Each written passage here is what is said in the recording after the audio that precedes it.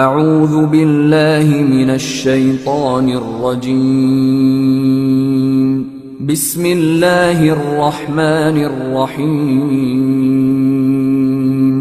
حی علی الصلاة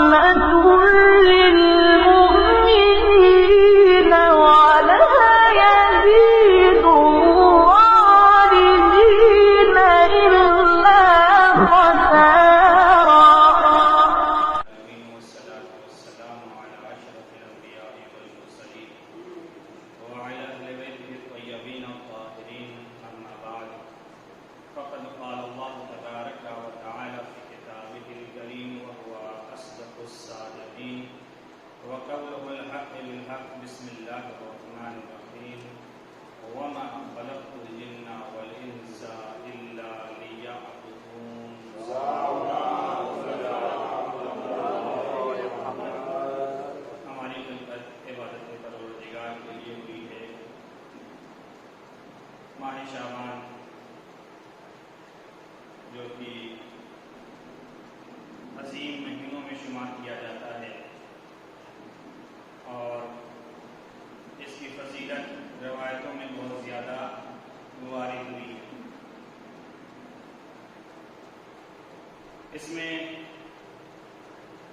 عمل پر دوہری جزا ملا کرتی ہے، بس عمل کے اندر کیفیت ہونا ضروری ہے۔ کمیت مراد نہیں ہے کہ کتنا زیادہ انجام دیتے ہیں، مراد یہ ہے کہ کتنا اچھا انجام دیتے ہیں، کتنے خلوص کے ساتھ انجام دیتے ہیں، کتنے خضوع و خشوع کے ساتھ اس عمل کو انجام دیتے ہیں، یہ چیز زیادہ اہمیت رکھتی ہے۔ اس مہینے میں جو انسان جو بھی عمل خیر انجام دے گا، اس کو دوسرے مہینوں کے مقابلے میں اس مہینے میں زیادہ جزا ملے گی، اس کا ثواب بڑھ جایا کرتا ہے۔ اور اس سے اس بات کا اندازہ ہو جاتا ہے عزیزان گرامی کہ زمان اور مکان عبادتوں پر فرق ڈالتے ہیں۔ زمان اور مکان عبادتوں کے اوپر فرق ڈالتے ہیں۔ آپ گھر میں نماز پڑھیں اس کا مرتبہ کچھ اور ہے، مسجد میں آ کر کے نماز پڑھیں اس کا مرتبہ کچھ اور ہے۔ آپ دوسرے مہینوں میں عبادتیں انجام دیں اس کا مرتبہ کچھ اور ہے۔ ان مہینوں میں جس کا ذکر روایتوں میں شدت کے ساتھ کیا گیا ہے کہ اس میں زیادہ سے زیادہ اعمال خیر انجام دیے جائیں، اس کا مرتبہ کچھ اور ہے۔ اور عزیزان گرامی، یہ وہ مہینے اور یہ وہ ایام ہیں جس میں اگر ہم نے اپنے آپ کو پاک و پاکیزہ بنا لیا، طاہر و مطہر بنا لیا، تو پھر ہماری معراج ہے، اس میں ہماری معراج ہے۔ ہم جتنا اپنے آپ کو پاک و پاکیزہ بنا لیں اتنا ہی ہم اللہ سے نزدیک ہو جائیں گے. اور پھر اس وقت آپ کو چل کے جانے کی ضرورت نہیں پڑے گی. وہی منزل ہوگی جو رسول اللہ کو معراج میں حاصل ہوئی تھی. یعنی سبحان الذی اسری بعبدہ لیلا من المسجد الحرام الی المسجد الاقصی. یعنی پاک و پاکیزہ ہے وہ ذات جو اپنے بندے کو لے گئی. عزیزان گرامی بندہ خود گیا نہیں ہے, ذات ہے وہ ذات بابرکت ہے جو اپنے بندے کو لے گئی ہے. یعنی اس نے اپنے آپ کو اتنا پاک و پاکیزہ بنا لیا, اپنے آپ کو اس منزل کے اوپر پہنچا لیا. اب ذات پروردگار اسے اس منزلوں تک پہنچا رہی ہے کہ جہاں جو پر کعبہ قوسین و ادنیٰ کی منزل ہے, یعنی 2 کمان اس سے کم کا فاصلہ. یعنی ہماری معراج کیا ہے؟ ہماری معراج یہ ہے کہ ہم اپنے پروردگار سے نزدیک ہو جائیں. ہماری معراج یہ ہے کہ ہماری زندگی میں ہمارے پروردگار کی مرضی شامل حال رہے. ہم جو کام کریں اپنے پروردگار کی مرضی کے مطابق کریں. یہی ہماری معراج ہے. اسی کو میں اس سے پہلے بھی آپ کے سامنے عرض کر چکا ہوں کہ ہماری معراج پروردگار کے حکم کے مطابق زندگی گزارنے میں ہے. اور عزیزان گرامی یہ جو 5 وقت نمازیں رکھی گئی ہیں شاید اس کا فلسفہ بھی یہی ہو کہ تم کو جو تمہارے سر کو جھکایا جا رہا ہے سجدے میں, یہ اس لیے جھکایا جا رہا ہے کہ تمہیں محسوس ہو کہ تمہیں کسی کے سامنے جھکنا ہے, تمہیں کسی کے سامنے جھکنا ہے, تمہیں کسی کے مرضی کے مطابق چلنا ہے, تمہیں اپنی مرضی کے مطابق نہیں چلنا ہے, تمہیں اس کی مرضی کے مطابق چلنا ہے. صلوات پڑھیں پر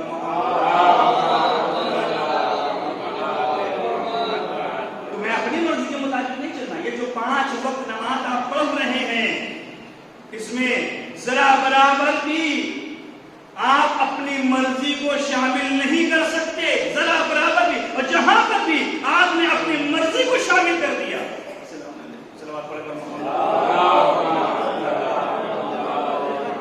جہاں کے اوپر بھی آپ نے اپنی مرضی کو شامل کر دیا وہاں کے اوپر آپ کی نماز گئی, نماز باطل ہے, پھر اس نماز کی کوئی اہمیت نہیں ہے. تو عزیزان گرامی کیا مطلب ہوا؟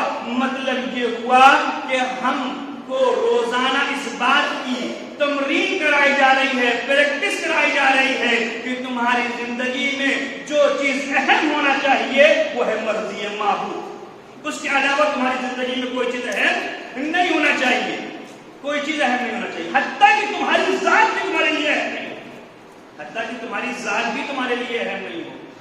یہ ہے جب انسان اس منزل کے اوپر پہنچتا ہے تو پھر وہ معراج کی منزلوں کو حاصل کیا کرتا ہے, معراج کے اوپر جایا کرتا ہے. الصلاۃ معراج المومن, یہ جو نماز ہے یہ مومن کی معراج ہے, مومن کی معراج.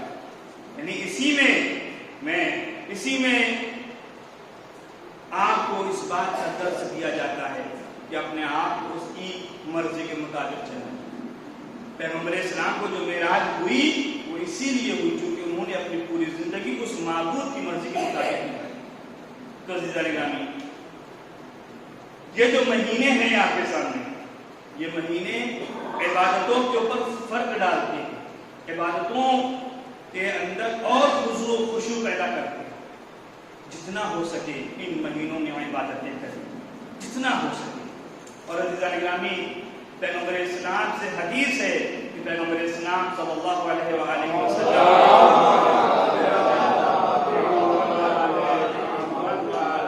ارشاد فرمایا کہ شعبان مجھ سے مخصوص ہے, یہ میرا مہینہ ہے.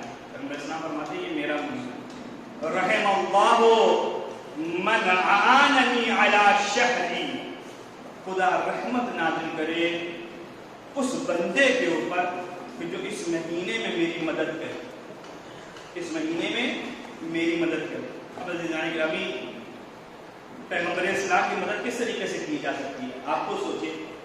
پیغمبر اسلام کی جو حدیث فرما رہے ہیں وہ اپنے زمانے کے لوگوں کے لیے تو نہیں فرما رہے ہیں کہ جو لوگ سامنے موجود ہیں ان سے یہ تقاضا کر رہے ہو کہ تم ہماری مدد کرو. نہیں, یہ حدیث وہ ہے کہ جو ہر زمانے کے لیے تا قیامت آنے والی بشریت کے لیے ہے یہ حدیث. اور آپ فرما رہے ہیں کہ رحم اللہ من عاننی علی شہری, کہ کہ اللہ رحمت نازل کرے اس بندے کے اوپر کہ جو اس مہینے میں میری مدد کرے. تو مدد کس طریقے سے کی جاتی ہے؟ مدد کس طریقے سے کی جاتی ہے؟ عزیزان گرامی، مدد جہاں انسان کسی کے ساتھ شریک ہو جائے، اس کے کام میں شریک ہو رہا ہے، جہاں یہ مدد ہے، وہیں اس کے مقصد کو بچانا بھی مدد میں شمار کیا جاتا ہے. اس کے مقصد کو بچانا، اور سب سے اہم بھی یہی ہے کہ آپ مقصد کو بچائیں. مقصد کو بچائیں. کربلا میں مٹ جاتی، کربلا میں ختم ہو جاتی اگر زینب نہ ہوتی، اگر امام سجاد نہ ہوتے.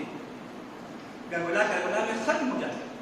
تو کیا ہوا اس کا مطلب یہ ہوا کہ اتنی بڑی قربانیاں جو کربلا میں پیش کی گئی، صبح عاشورہ سے لے کر کے عصر عاشورہ تک اتنی بڑی قربانیاں پیش کی گئیں، وہ ساری قربانیاں برباد ہو جاتی ہیں اگر زینب نہ ہوتی. زینب کون ہے؟ جس نے اس مقصد کی حفاظت کی. تو عزیزان گرامی، ہم سے بھی یہی مطالبہ ہے کہ وہ مشن جو پیغمبر اسلام لے کر کے آئے تھے، وہ دین جو پیغمبر اسلام لے کر کے آئے تھے، ہم اس مشن اور اس دین کی حفاظت کریں اپنے عمل کے ذریعے سے. اپنی زبان کے ذریعے سے نہیں کرتے، اپنے عمل کے ذریعے سے. کونوا دعاة الناس بغیر السنتکم، کہ لوگوں کو اپنے عمل سے دعوت دو. تو یہ وہ مہینے ہیں کہ جس میں ہمیں زیادہ سے زیادہ اعمال کو انجام دینا ہے. اور اس میں یہ بیان کیا گیا ہے کہ جو سب سے بہترین اعمال جو اس مہینے میں ذکر کیے گئے ہیں وہ یہ ہے کہ صدقہ دے اور استغفار کرے. جتنا زیادہ ہو سکے انسان استغفار کرتا ہے. استغفر اللہ ربی و اتوب الیہ. اور بھی بہت سارے ذکر بیان کیے گئے استغفار کے سلسلے سے. بہت سارے ذکر ہیں، بہت ساری کیفیتیں ہیں جو بیان کی گئی. عزیزان صرف بتانا یہ چاہ رہا ہوں آپ کو کہ اس مہینے میں زیادہ سے زیادہ استغفار کریں اور اپنی زبان کو پاکیزہ بنا. زبان کے اوپر کوئی ایسا جملہ آنے ہی نہ پائے کہ جو غلط شمار کیا جاتا ہو، جس کے اوپر گناہ مل سکتا ہو، وہ جملہ آنے ہی نہ پائے. فکر میں گناہ آنے ہی نہ پائے. اس کے لیے آپ کو تمرین کرنے کی ضرورت ہے، پریکٹس کرنے کی ضرورت ہے. اور یہ وہ مہینے ہیں جس میں آپ کو پریکٹس کرنا ہے. استغفر اللہ ربی و اتوب الیہ. اور صدقہ جتنا زیادہ ہو سکے اتنا زیادہ صدقہ دے. اور صدقے کے سلسلے سے پیغمبر اسلام کی یہ حدیث صلوات علی محمد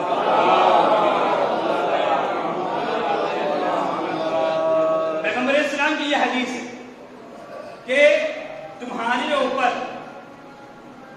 3 طرح کے صدقے واجب. تمہارے اوپر 3 طرح کے صدقے واجب. پہلا صدقہ جو ہم جانتے ہیں مالی صدقہ، یعنی اپنے مال میں سے کچھ کو رائے خدا میں دے دو، یہ صدقہ مالی صدقہ کہلاتا ہے. اس کے بعد ہے زبانی صدقہ، اس کے بعد ہے قلبی صدقہ، دلی صدقہ. لوگوں نے پیغمبر اسلام نے سوال کیا کہ یا رسول اللہ، ہم نے اب تک کے مالی صدقے کے بارے میں تو سنا تھا، لیکن یہ زبانی صدقہ اور قلبی صدقہ اس کے بارے میں نہیں سنا. ذرا اس کی وضاحت فرما دیں. تو پیغمبر اسلام حضرت محمد مصطفیٰ صلی اللہ علیہ وسلم اللہ کا بے شمار درود ہونے کے اوپر انہوں نے فرمایا کہ دلی صدقہ، اس سے مراد یہ ہے کہ تم ہماری محبت کو اپنے دل میں جگہ دو. تم ہماری محبت کو، ہم اہل بیت کی محبت کو اپنے دل میں جگہ دو. یہ صدقہ قلبی صدقے میں شمار کیا جاتا ہے. اور زبانی صدقے کے بارے میں فرمایا کہ تم زبانی صدقہ اس طریقے سے دو کہ جب بھی تمہیں موقع ملے تو تم محمد اور آل محمد کے اوپر صلوات بھیجتے ہو.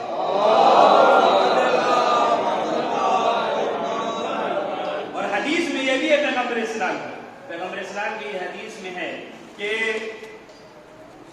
جب بھی تم ہمارے اوپر صلوات پڑھو تو ارفعوا اصواتکم، تمہاری آوازیں بلند ہونا چاہیے. صلوات پڑھے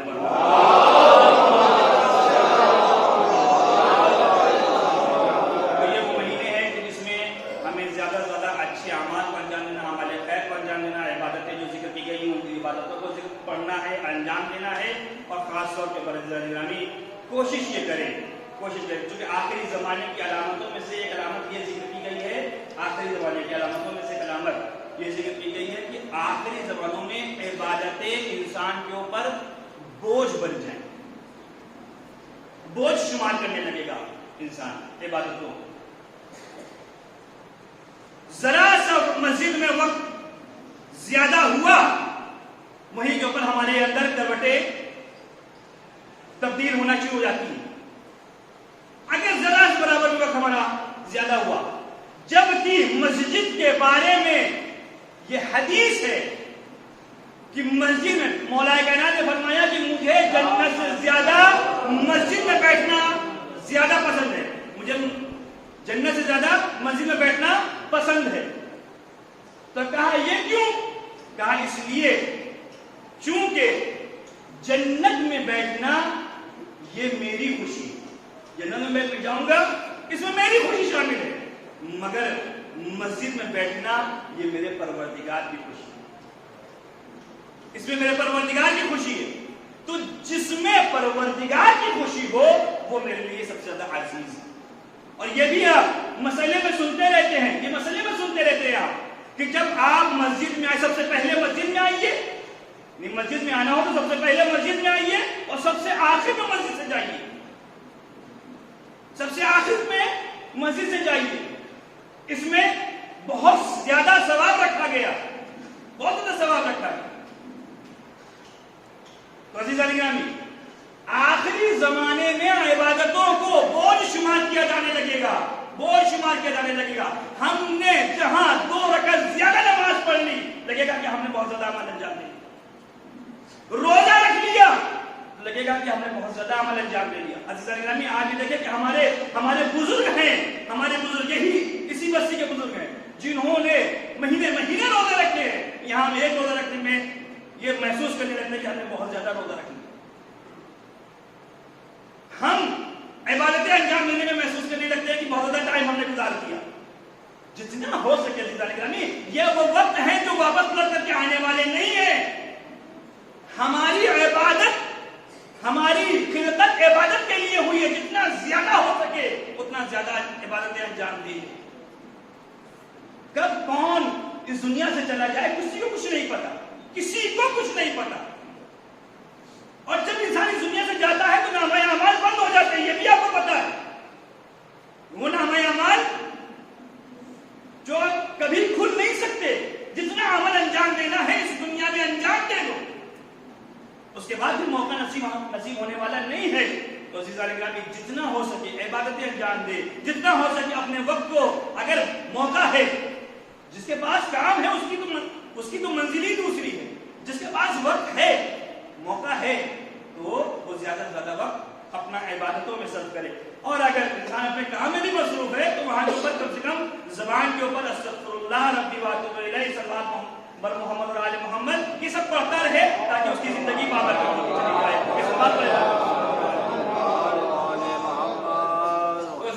اس کا ہمیں خیال رکھنا ہے، عبادتیں بوجھ نہ بننے پائیں. اور اس مہینے میں ایک مناجات ہے جسے مناجات شعبانیہ کہا جاتا ہے. مناجات شعبانیہ جس کو امیر المومنین حضرت علی علیہ السلام نے انشاء فرمایا ہے. انہوں نے اس دعا کو پڑھا ہے اور اس کے بعد سے یہ سنت شیعوں میں رائج ہوئی کہ جب بھی شعبان کا مہینہ آتا تھا تو مناجات شعبانیہ پڑھی جاتی، مگر وہی مسئلے ہے کہ بسا اوقات چیز کو کرنے میں یہ احساس ہوتا ہے کہ زیادہ بوجھ نہ بن جائے، اس لیے اس سے کنارہ کشی اختیار کی جاتی ہے۔ عزیزان گرامی، جتنا ہو سکے اپنے وقت کو عبادتوں میں گزارے۔ ماہ شعبان کے بعد ماہ رمضان آنے والا ہے، ماہ رمضان جو کہ ہم سے مخصوص مہینہ ہے، یعنی جس میں اللہ ہمیں اپنا مہمان قرار دیتا ہے، اس مہینے میں ہمیں زیادہ سے زیادہ عبادتیں کرنی ہیں، یعنی ماہ رمضان ہمیں زیادہ سے زیادہ عبادتیں کرنی ہیں، اس کی تمرین ہمیں شعبان سے شروع کر دینا ہے۔ لہذا کوشش یہ کریں کہ ماہ شعبان کو اس طریقے سے گزاریں کہ جب ماہ رمضان آ جائے تو کوئی مشکل آپ کو نہ ہو۔ وصلی اللہ علی محمد وآلہ الطاہرین۔ بسم اللہ الرحمن الرحیم۔ والعصر ان الانسان لفی خسر الا الذین آمنوا وعملوا الصالحات وتواصوا بالحق وتواصوا بالصبر۔